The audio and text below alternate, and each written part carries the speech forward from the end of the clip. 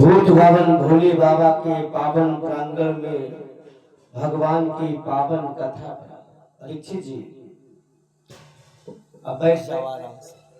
भोले शंकर भगवान की जय। एक बार मैया पार्वती ने भोले बाबा से कहा, प्रभु आप 87 हजार वर्ष तक समाधि में बैठते हो, तो आपने 87 हजार वर्षों में क्या अनुभव किया है?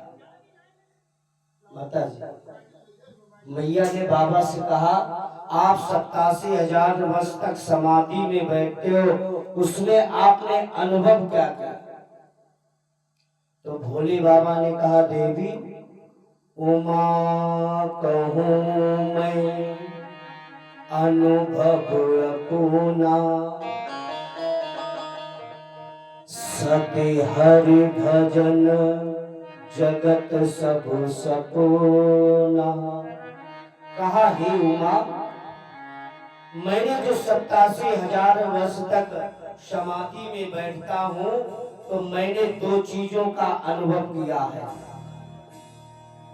सबसे पहले अनुभव हमने किया है कि सबसे पहले जो भजन करते हैं, जो पूजा पाठ करते हैं, जो ध्यान अवस्था में बैठते हैं, वो भगवान का भजन सत्य है और ये संसार सपना है। भोले बाबा ने कहा, भगवान की तपस्या पूजा ये सत्य है, और दूसरा है ये संसार सपना है।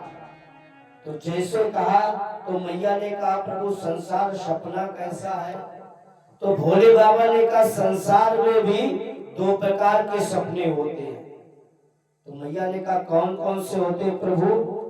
तो भोले बाबा ने कहा, मैया पार्वती से कहा, देवी सुनो, एक सपना रात्रि में देखते हैं। परीक्षित जी, एक सपना का रात्रि में सपना देखते हैं, और उस सपने में क्या देखते हैं? कोई हमें अगर मार रहा है तो हम रोते हैं, सपना कभी कभी ऐसा होता है, या हम किसी को मार रहे हो तो वो सत्य लगता है।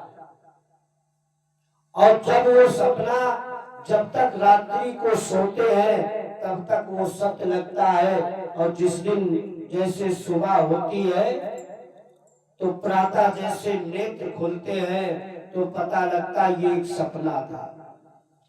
का एक रात्रि में जो हम सो जाते हैं तब सपना देखते हैं, उसे जब कब पता लगता है ये सपना है? जब नेत्र खुलते हैं। और कहा, देवी ये एक नेत्र खोल के सपना देखा जाता है। तो मैया ने कहा, नेत्र खोल के प्रभु कैसा सपना होता है? तो भोले बाबा ने कहा, जिस दिन नेत्र बंद हो जाएंगे, जिस दिन कोई मर जाता है, तो लोग कहेंगे कल तो यहाँ कथा सुन रहे थे, आज सपना करके चले गए।